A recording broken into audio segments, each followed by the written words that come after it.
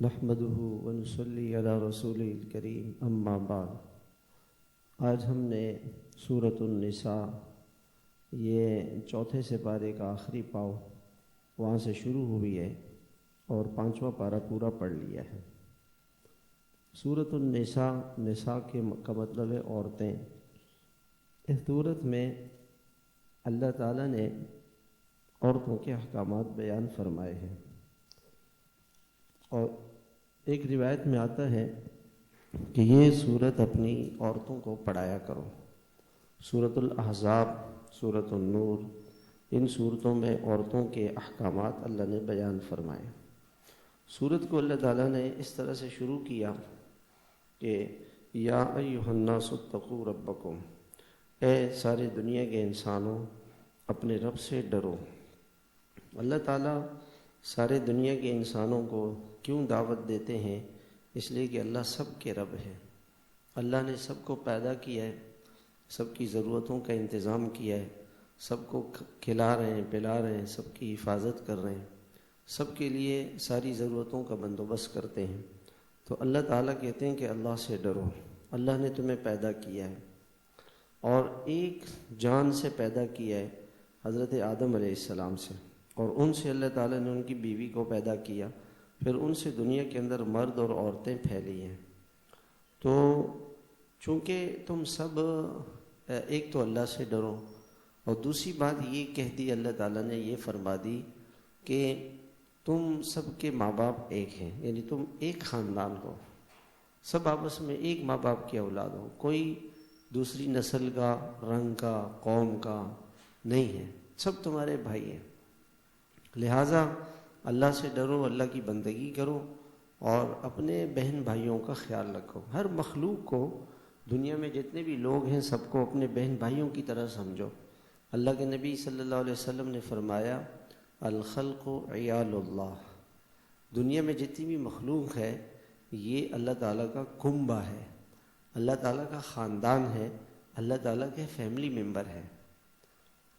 فاحب الخلق الی اللہ من احسن الی عیالہ، اللہ تعالیٰ کے نزدیک محبوب ترین انسان، سب سے اچھا انسان وہ ہے جو اللہ کی مخلوق کے ساتھ اچھا سلوک کرے۔ لہٰذا جس انسان کے ساتھ بھی آپ برا سلوک کرو گے، گویا کہ آپ اللہ تعالیٰ کے فیملی ممبر کو چھیڑ رہے ہو۔ جیسے کوئی آدمی کسی پولیس کو، فوج کو، یا کسی گورنر کو، کسی بڑے آدمی کو چھیڑے تو حکومت اس کو نہیں چھوڑتی ہے کہ بھئی اس نے ہمارے آدمی کو کیوں چھیڑا ہے۔ تو اللہ تعالیٰ کے نبی یوں فرما رہے ہیں کہ ساری مخلوق یہ اللہ کا کنبہ ہے، آپ کا کسی کے ساتھ زیادتی کا سلوک نہیں ہونا چاہیے۔ اس صورت میں اللہ تعالیٰ نے معاشرے کے جو کمزور افراد ہیں، یتیم ہے، بیوہ ہے، عورتیں ہیں اور غلام ہیں، پڑوسی ہیں، جو ہمارے خادم ہیں، ماتحت ہیں، رشتہ دار ہیں، ان سب کے حقوق اللہ تعالیٰ نے بیان کیے ہیں کہ ان کا خیال رکھو۔ اور انسان یہ فرمایا کہ بیویوں کے ساتھ تمہارا اچھا سلوک ہونا چاہیے، ان کے ساتھ بدسلوکی نہ کرو۔ کون سا شخص ایسا ہوگا جو لوگوں کے ساتھ اچھا سلوک کرے گا؟ جس کے دل میں اللہ کا خوف ہوگا، جس کو یہ خوف ہو کہ میں نے اللہ کے سامنے جانا ہے، اللہ کے پاس جانا ہے، اللہ کو جواب دینا ہے، اللہ تعالیٰ میرے سے پوچھیں گے، تو وہ بیوی کے ساتھ، اپنے ملازمین کے ساتھ، پڑوسیوں کے ساتھ بدسلوکی نہیں کر سکتا۔ اور جس کو کوئی خوف نہیں ہے وہ دھوکہ دے گا، جھوٹ بولے گا، چوریاں کرے گا، سارے گناہ کرے گا۔ اسلام سے پہلے معاشرے کے اندر عورت کو بالکل جانور کی طرح سمجھا جاتا تھا، جیسے جانور ہے۔ اور آپ کو یہ بات معلوم ہے کہ ہمارے پڑوس کا ایک ملک ہے جہاں عورت کا شوہر اگر مر جاتا تھا تو اس کو منحوس سمجھتے تھے اور اس زندہ عورت کو شوہر کے ساتھ جلا دیتے تھے۔ یہ وہاں کا دستور تھا۔ تو اسلام سے پہلے بھی عورتوں کے ساتھ ظلم تھا۔ اسلام نے جو حقوق دیے ہیں وہ دنیا کے کسی مذہب نے نہیں دیے ہیں۔ کولمبیا میں ایک لڑکا اور ایک لڑکی مسلمان ہوئے، تو وہاں کے جو مولوی صاحب تھے انہوں نے ان سے پوچھا کہ تم کیوں مسلمان ہونا چاہتے ہو؟ انہوں نے کہا کہ کولمبیا میں مرد زیادہ ہے، مرد کم ہے، عورتیں زیادہ ہیں، ایک مرد ہے اور 4 عورتیں ہیں۔ تو اس عورت نے کہا کہ مجھے کوئی دوسرا مرد نہیں ملتا. تو میں نے اور اس نے آپس میں یہ سوچا کہ ہم دونوں ایک دوسرے کو پسند کرتے ہیں، تو ہم ایسے کریں گے کہ کسی مذہب کو پڑھیں اور اس مذہب کے بندھن میں دونوں بن جائیں گے، تو مذہب کی وجہ سے ہم دوسروں کا خیال رکھیں گے. تو ہم نے دنیا بھر کے مذاہب پر ریسرچ کیا، تو ہمیں سب سے اچھا مذہب اسلام ملا. اسلام میں سب سے مقدس ترین رشتہ اللہ، اس کے رسول اور قرآن اور حدیث کے بعد وہ ماں کا رشتہ ہے، وہ عورت کا رشتہ ہے، کہ اس کا حق باپ سے بھی زیادہ ہے. اور بیٹیوں کا رشتہ ہے. اللہ کے نبی نے فرمایا کہ جس کی 2 بیٹیاں ہوں اور اس نے اس بیٹی کی تعلیم تربیت کا خیال رکھا اور اس کی شادی کرا دی، فرمایا میں اس کے لیے جنت کا ضامن ہوں. 10 بیٹوں کی آپ شادی کرا دیں، آپ کو ثواب ضرور ملے گا، لیکن جنت کی ضمانت بیٹی کی اس کے اوپر ہے. آپ نے فرمایا کہ استوصوا بالنساء خیرا، میں تمہیں وصیت کرتا ہوں کہ تم عورتوں کے ساتھ اچھا سلوک کرو. ماں ہے، بہن ہے، پھوپھی ہے، خالہ ہے، بیٹی ہے، ان کے ساتھ تمہارا سلوک سب سے اچھا ہونا چاہیے. ایسے اللہ کے نبی علیہ الصلاۃ والسلام نے، اسلام نے جو حقوق بتائے وہ کسی نے نہیں بتائے. پھر یتیم معاشرے کا ایک غریب بچہ ہوتا ہے، چھوٹا بچہ ہوتا ہے، بیوی اس کی ماں بیوہ ہوتی ہے، باپ ہوتا نہیں ہے.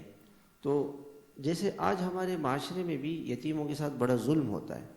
اللہ تعالیٰ یوں ایک بات فرماتے ہیں کہ تم اپنے برے مال کو، اور برا مال اس کو دے دو اور اس سے اچھا لے لو.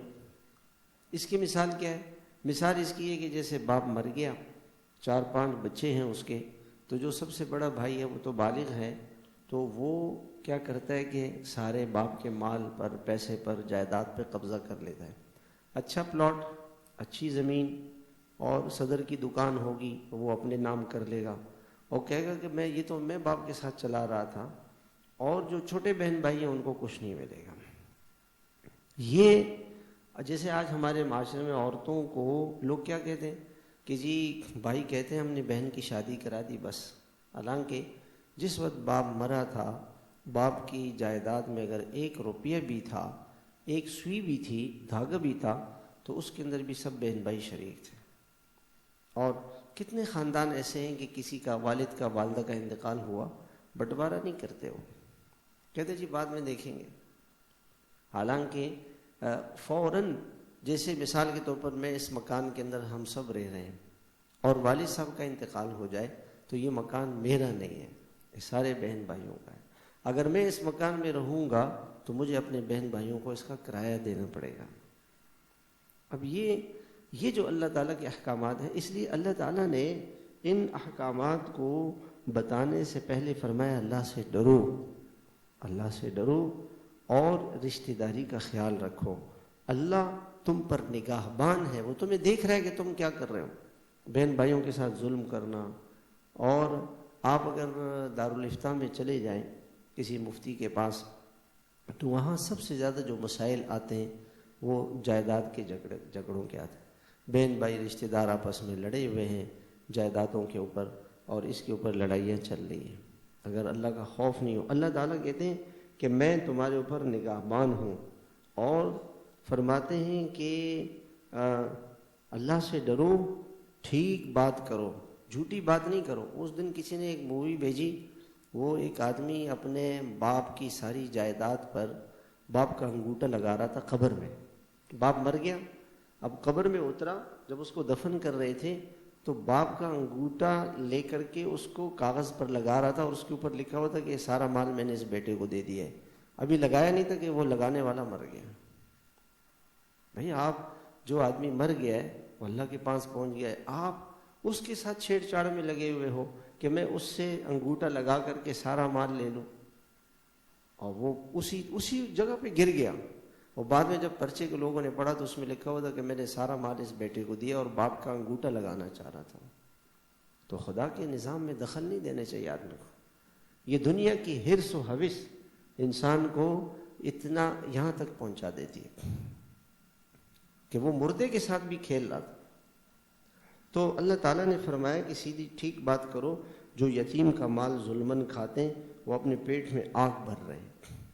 حرام پیسہ، سود کا، رشوت کا، جھوٹ کا، دھوکے کا، چوری کا، ڈکیتی کا، کسی کے ساتھ زیادتی کا، دھوکہ دے کر جو پیسہ آپ لیں گے، یہ آگ ہے، آگ، اور عنقریب ایسے لوگ آگ میں داخل ہوں گے۔ اللہ تعالیٰ نے قرآن مجید میں نماز روزے کا حکم دیا ہے، زکوٰۃ کا حکم دیا، لیکن تفصیلات نہیں بیان کی، کتنے سونے پر، کتنی چاندی پر، کتنے جانوروں پہ، کتنے اونٹوں پہ، کتنے باغات میں، کیا اس کی تفصیلات نہیں بیان کی۔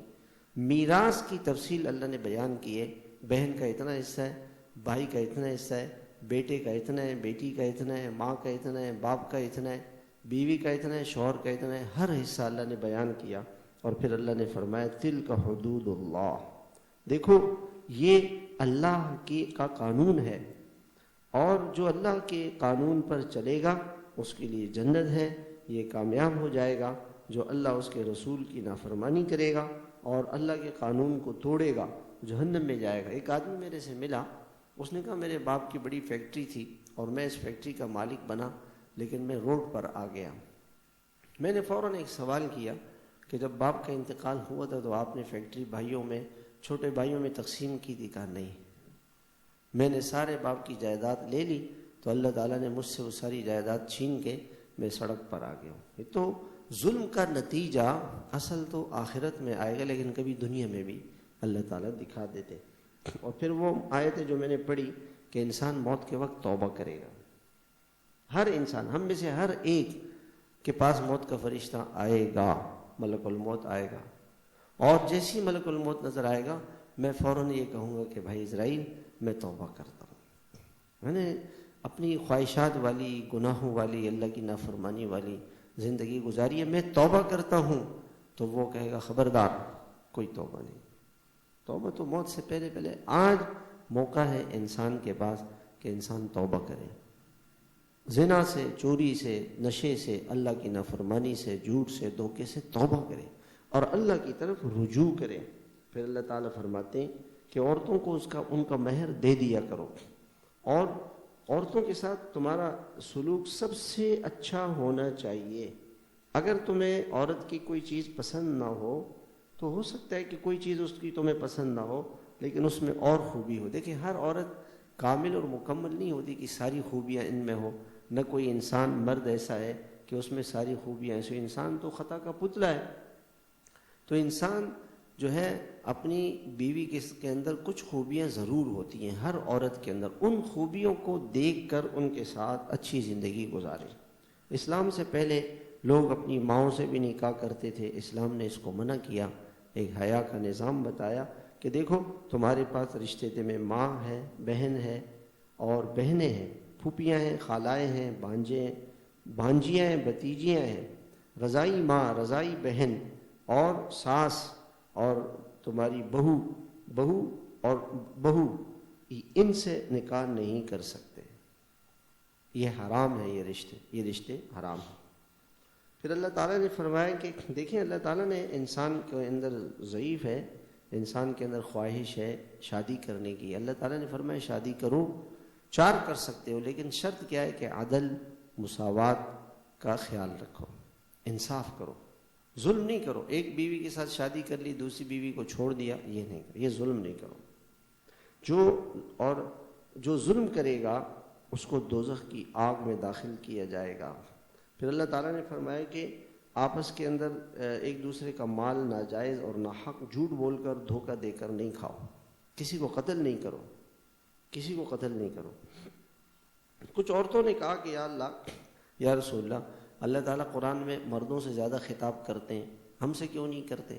اور اللہ تعالیٰ نے مرد کو دوگنا حصہ دیا ہے میراث کا، حالانکہ عورت تو کمزور ہے، اور اس کو ایک حصہ دیا۔ اگر باپ مر جائے اور بیٹے اور بیٹیاں ہوں تو اگر مثال کے طور پر باپ مر گیا اور 100 روپے باپ نے چھوڑے ہیں تو 70 روپے جو ہے یہ ملیں گے بھائی کو اور 30 ملیں گے بہن کو، آدھا ملے گا۔ تو عورتوں نے یہ سوال کیا تو اللہ تعالیٰ نے فرمایا کہ دیکھو یہ خدا کا نظام ہے، اس میں دخل نہیں دیا کرو۔ اور عقلی بات یہ ہے کہ اس بہن کا خرچہ اس بھائی پر ہے نا، اس کے کپڑوں کا، اس کی شادی کا، اس کی تعلیم کا، اس کی دوائی کا، اس کی ساری ضروریات کا تو بھائی کو اگر پیسہ بہن کو زیادہ مل گیا تو بھائی تو فقیر ہوگا، تو کہاں سے خرچ کرے گا؟ بھیک مانگے گا لوگوں سے۔ اللہ تعالیٰ کا کی باتوں میں ایک حکمت ہے، اور یہ فرمایا کہ جو اللہ تعالیٰ نے جس کے لیے جو مقدر کیا ہوا ہے اس کو چاہیے کہ وہ اس کے مطابق چلے اور اللہ کے نظام میں دخل نہیں دے۔ اللہ تعالیٰ کے نظام میں دخل نہیں دے۔ کسی کو اللہ نے مال زیادہ دے دیا، کسی کو اللہ تعالیٰ نے حسن دیا ہے، تو حسد نہ کرے۔ جو کچھ اللہ نے جس کو دیا ہے وہ اسی پر خوش رہے اور اللہ سے اس کا فضل مانگے۔ مرد عورت کا نظام اللہ تعالیٰ نے اس طرح سے بنایا کہ گھر کے اندر اللہ تعالیٰ نے مرد کو بڑا بنایا۔ دیکھیں ہر کمپنی میں، کارخانے میں، خاندان میں، ملک میں، فوج میں، پولیس میں ایک بڑا ہوتا ہے۔ اگر کہیں بڑا نہ ہو تو سب اپنی مرضی کرتے رہیں گے۔ تو گھر کے اندر مرد اور عورت میں سے اللہ نے مرد کو گھر کا نگران بنایا ہے۔ گھر کا وہ حاکم نہیں ہے کہ جو چاہے کرے اس کی مرضی، نہیں، بلکہ اس کو گھر کا نگران بنایا کہ وہ بیوی کی نگرانی کرے، بچوں کی نگرانی کرے۔ اور مرد کی ذمہ داری زیادہ ڈالی ہے کہ وہ باہر سے کما کے لا کے دے۔ کمانا آسان کام نہیں ہے، بہت مشکل کام ہے۔ ہر وقت لوگوں کو فیس کرنا، لوگوں کے اچھائی کو، برائی کو، لوگوں کے ساتھ زیادتیوں کو، ساری چیزوں کو، دن بھر کمانا، دھوپ میں، گرمی میں۔ اور اب دیکھو نا، روزے کا رمضان ہے، لوگ مزدوریاں کر رہے ہیں، صبح سے لے کے شام تک تکلیفیں اٹھا رہے ہیں۔ تو اس کی وجہ سے اللہ تعالیٰ نے مرد کو گھر کا نگران بنایا ہے، اور اس کو لہٰذا عورت کو چاہیے کہ وہ نیک ہو اور اس شوہر کی تابع دار ہو، حیا والی ہو، پاک دامنی والی ہو۔ اگر عورت سے کوئی غلطی ہو جائے تو اس کو نصیحت کرے، پیار محبت سے، نرمی سے سمجھائے۔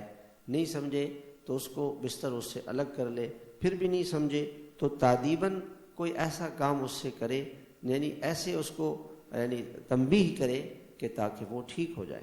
اگر وہ ٹھیک ہو جائے تو اس کے ساتھ زیادتی نہ کرے، اس لیے کہ تمہارے اوپر اللہ موجود ہے، وہ دیکھ رہا ہے۔ اگر میاں بیوی کے آپس میں اختلاف ہو جائے، ضد کی وجہ سے شوہر بھی ضد کرے، بیوی بھی ضد کرے، تو دونوں خاندانوں کے بڑے آپس میں بیٹھ کر اس کا تصفیہ کریں۔ آج کل لوگ کیا ہوتا ہے کہ دو آدمی اگر لڑ رہے ہوتے ہیں نا، سب دیکھ کے مزے لے رہے ہوتے ہیں، اچھا ہے لڑنے دو بھی، دیکھو کیا ہو رہا ہے، حالانکہ اللہ نے اس کو ناپسند کیا ہے۔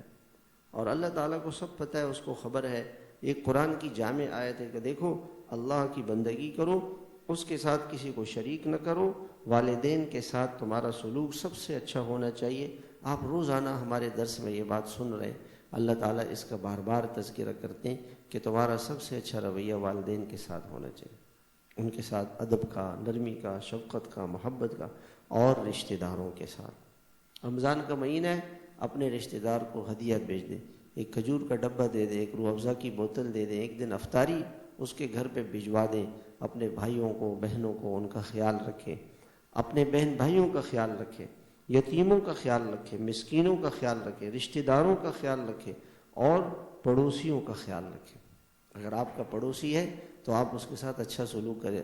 فرمایا کہ اگر آپ گھر میں سالن بنا رہے ہیں گوشت کا، تو اس میں شوربہ تھوڑا زیادہ ڈال دو، اور تھوڑا سا شوربہ اپنے مسلمان پڑوسی کو بھی بھیج دو، اس کا خیال رکھو۔ اس کے بعد پھر اللہ تعالیٰ نے یہ فرمایا کہ نماز پڑھنے سے پہلے نشے کی اجازت تھی، شراب لوگ پیتے تھے، حرام نہیں ہوئی تھی۔ اللہ تعالیٰ نے فرمایا کہ شراب پی کر نماز نہیں پڑھو، اور سفر میں ہو تو پانی نہ ملے تو غسل کر لو، وہ پانی نہ ملے غسل کے لیے تو تیمم کر لو۔ اس کے بعد اللہ تعالیٰ نے یہودیوں کی بہت ساری شرارتوں کا ذکر فرمایا کہ یہ لوگ اللہ کی نافرمانیاں کرتے تھے، اور مختلف قسم کے۔ جب غزوہ بدر ہوا تو مدینہ کے اندر یہودیوں کو بڑا دکھ ہوا کہ یہ کیا ہو گیا، کافر ہار گئے، مسلمان جیت گئے۔ تو یہ کافر مکے گئے، یہ یہودی مکے گئے کافروں کی تسلی کے لیے، تاکہ ان کو تسلی دیں۔ تو کافروں نے ان سے پوچھا کہ اچھا یہ بتاؤ کہ تم آسمانی مذہب والے ہو، تمہارے پاس آسمانی کتاب ہے، تمہارے پاس اللہ کا نبی آیا ہے، تم بتاؤ کہ ہم کافر اچھے ہیں یا مسلمان؟ تو ان کو پتہ تھا کہ اللہ کے نبی سچے پیغمبر ہیں، آسمانی کتاب ہے ان کے پاس، اس کے باوجود انہوں نے کافروں سے جھوٹ بولا اور کہا کہ تم کافر ان سے اچھے ہو۔ تو اللہ تعالیٰ نے فرمایا کہ کیسے نامعقول لوگ ہیں کہ یہ بتوں کو اچھا کہتے ہیں، بتوں کی عبادت کو، اور کہتے ہیں کہ یہ لوگ اچھے ہیں ایمان والوں سے، یہ ان پر اللہ کی لعنت ہے جس کی وجہ سے یہ ایسا کرتے ہیں، اور ان کے اندر حسد ہے۔ لہٰذا جو ان میں سے اللہ کی نافرمانی کرے گا، اللہ تعالیٰ نے اس کے لیے جہنم کی آگ کو بنایا ہے۔ جو اللہ کی آیتوں کا منکر ہوگا، اللہ اس کو جہنم کی آگ میں داخل کریں گے اور اس کی کھال کو جلایا جائے گا، اور جب کھال جلے گی تو نئی کھال ڈالی جائے گی۔ اللہ کے نبی نے فرمایا 42 گز، یعنی شریعت میں گز یہاں سے لے کے یہاں تک یہ 1.5 فٹ بنتا ہے، 42 کا 1.5 کتنا ہوگا تقریباً، یعنی 42 کا آدھا کیا ہے، 28 اور 42 کتنے ہو گئے، نہیں 42 کا آدھا کیا ہے 22، 21 اور 42 کتنے ہو گئے 63 فٹ اس کی کھال ہوگی کافر کی۔ ایک کافر کی کھال اتنی موٹی ہوگی، جو آج 1 انچ بھی نہیں ہے، انچ کا کچھ حصہ ہے، اتنی موٹی کھال ہوگی، اور دن میں 70,000 مرتبہ آگ اس کے کھال کو جلائے گی، گلائے گی، اور پھر اس کی کھال چڑھے گی، اور پھر یہ اس طرح سے کہ دنیا میں اس نے اللہ کی نافرمانی کی۔ اور جو اللہ کا فرما بردار ہوگا اس کو اللہ تعالیٰ جنت میں داخل کریں گے، اس میں نہریں بہہ رہی ہوں گی، ہمیشہ اس جنت میں ہوں گے، ان کو پاکیزہ بیویاں ملیں گی، گھنے سائے ملیں گے۔ آپ نے کسی کے ساتھ وعدہ کیا ہے یا اس سے امانت لی ہے تو وہ اس کو پہنچاؤ، اللہ کی اطاعت کرو، اللہ کے رسول کی بات مانو، اور جو تم میں بڑے ہیں تمہارے حاکم ہیں ان کی بات مانو۔ پھر اس کے بعد ایک قصہ ذکر کیا اللہ تعالیٰ نے، وہ قصہ یہ ہوا کہ ایک منافق تھا جو اپنے آپ کو مسلمان کہتا تھا، اس کا ایک یہودی کے ساتھ جھگڑا ہو گیا، اور تو یہودی نے کہا کہ حضور صلی اللہ علیہ وسلم کے پاس چلتے ہیں۔ یہودی کو پتا تھا کہ اللہ کے رسول سے ہی فیصلہ کریں گے۔ اس منافق نے کہا کہ نہیں، یہودیوں کے پاس چلتے ہیں، یہودیوں سے فیصلہ کرائیں گے۔ اس نے کہا نہیں، میں تو حضور سے فیصلہ کراؤں گا۔ حضور صلی اللہ علیہ وسلم کے پاس آئے، آپ نے یہودی کے حق میں فیصلہ کر دیا۔ تو یہ جو منافق تھا یہ چلا گیا حضرت عمر کے پاس کہ شاید حضرت عمر چونکہ یہودیوں پر بڑے سخت ہیں تو شاید میری سائیڈ لے لیں، میرا ساتھ دے دیں۔ وہاں گئے کہ اس کا فیصلہ کریں۔ یہودی نے کہا کہ بھئی اس کا فیصلہ تو حضور کر چکے ہیں میرے حق میں، یہ مان نہیں رہے۔ کہا اچھا صبر کرو۔ گھر گئے، تلوار لائی اور اس منافق کی گردن اڑا دی کہ جو اللہ کے رسول کے فیصلے پر راضی نہیں ہو تو اس کی تو گردن اڑانی چاہیے۔ مسلمان اگر اسلام کو چھوڑے گا تو یہ مرتد ہوگا، اس کو قتل کیا جائے گا۔ جیسے آپ نے دیکھا کہ کوئی فوجی اگر فوج میں چلا جائے اور وہ کہے کہ جی اب میں فوج میں نہیں رہنا چاہتا ہوں تو اس کو کیا ملے گی؟ سزا۔ وہ کورٹ مارشل ہوگا اس کا کہ بھی، اور جو عام آدمی اس کو تو نہیں ملتی ہے سزا۔ تو ایمان والا جب ایمان لائے گا اور وہ اب اللہ کی نافرمانی کرے گا تو اس کو سزا کیا ملے گی کہ اس کو قتل کر دیا جائے گا۔ ان منافقین نے شور مچایا کہ دیکھو جی حضرت عمر نے ایک مسلمان کو قتل کر دیا۔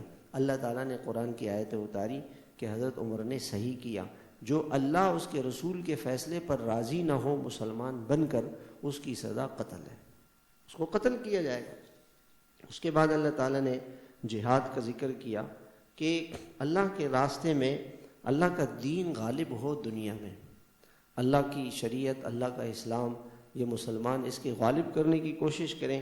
اور اگر ظلم ہو رہا ہے دنیا میں مسلمانوں کے ساتھ، آپ دیکھیں اس وقت فلسطین اور شام کے مسلمانوں کے ساتھ کتنا ظلم ہو رہا ہے، کتنا ظلم ہوا ہے، ہسپتالوں کو اور مسجدوں کو سب کو تباہ کر دیا ہے۔ تو اللہ تعالیٰ فرماتے ہیں کہ ایسے لوگوں کی مدد کرو، ان کی نصرت کرو، اللہ کی مدد تمہارے ساتھ ہوگی، اللہ تمہارے ساتھ ہوں گے۔ جو دنیا میں اللہ اس کے رسول کی مانے گا وہ قیامت میں اللہ کے رسول کے ساتھ اور صدیقین کے ساتھ اور شہداء کے ساتھ ہوگا۔ پھر اس کے بعد اللہ نے فرمایا کہ مسلمان کو قتل کرنا یہ بہت بڑا جرم ہے، جس نے کسی مسلمان کو قتل کیا اس کی سزا جہنم ہے، ہمیشہ اس میں پڑا رہے گا۔ حدیث اس سے علماء نے کہا ہے کہ جو شخص مسلمان کو قتل کر دیتا ہے اس کا ایمان چلا جاتا ہے، اس سے ایمان چلا جاتا ہے، اتنا خطرناک جرم ہے یہ جہنم میں ہمیشہ رہے گا، اس پر اللہ کا غصہ ہوگا، اللہ کی لعنت ہے، اور اللہ تعالیٰ نے اس کے لیے بہت بڑا عذاب تیار کر کے رکھا ہوا ہے۔ پھر ایک اور قصہ اللہ تعالیٰ نے ذکر کیا، مدینہ منورہ کے اندر ایک منافقی تھا، اس نے جو ہے ایک مسلمان کے گھر سے رات کو آٹا چوری کیا۔ آٹا بوریوں میں تھا اور اس کے اندر اسلحہ بھی رکھا ہوا تھا۔ تو اور وہ لا کر کے اپنے گھر نہیں لے کر آیا، بلکہ ایک یہودی کے پاس رات کو امانت رکھوا دیا کہ یہ میری امانت ہے۔ اور صبح جو ہے جب جس کے گھر سے آٹا چوری ہوا وہ بڑا پریشان ہوا کہ چوری کیسے ہوئی۔ اس نے دیکھا وہ جو آٹا تھا اس آٹے کی بوری میں سوراخ تھا، تو اس نے دیکھا کہ یہ جو آٹا ہے یہ آٹا گیا ہے، تو وہ اس نشان پہ چلتا رہا تو اس منافق کے گھر پہنچا، اور تو اس منافق نے کہا کہ میں نے تو نہیں چوری کیا، میرے گھر میں آ کے دیکھو، اور دیکھا تو وہاں نہیں تھا۔ وہ بڑا حیران ہوا، اس نے دیکھا تو گھر کے باہر سے پھر وہ آٹا وہ بوری لے کے گیا تھا، یہودی کے گھر میں رکھوائی تھی، تو وہ نشان وہاں تک چلا گیا۔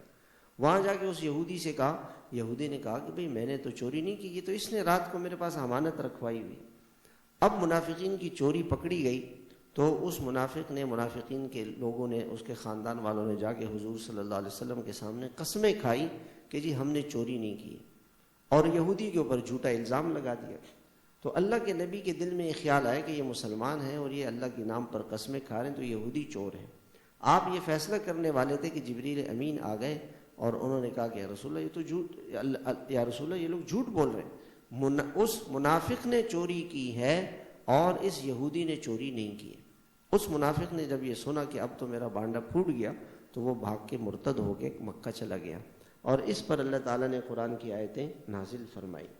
پھر اس کے بعد اللہ تعالیٰ نے فرمایا کہ دیکھو شرک نہیں کرو، اللہ تعالیٰ شرک کے علاوہ سب کے گناہوں کو معاف کر دے گا۔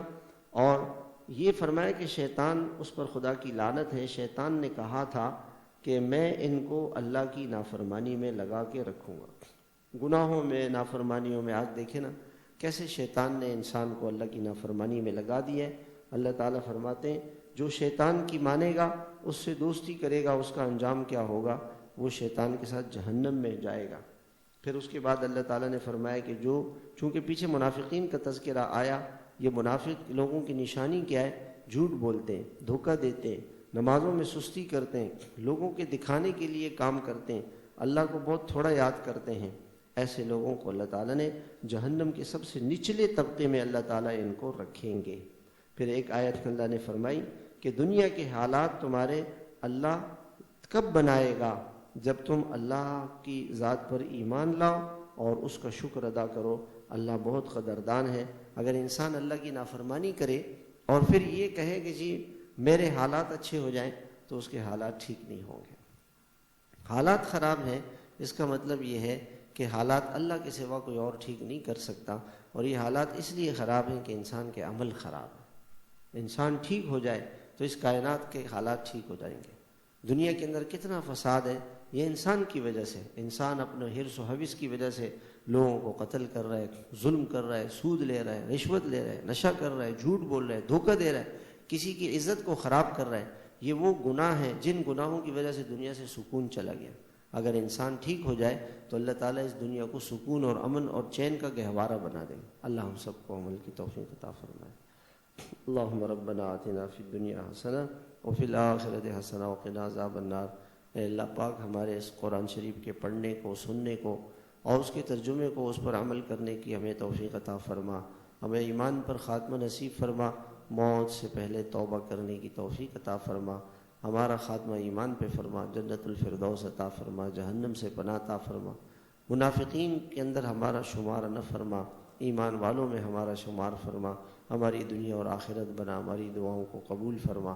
وصلی اللہ علی النبی الکریم وعلی آلہ وصحبہ اجمعین برحمتک یا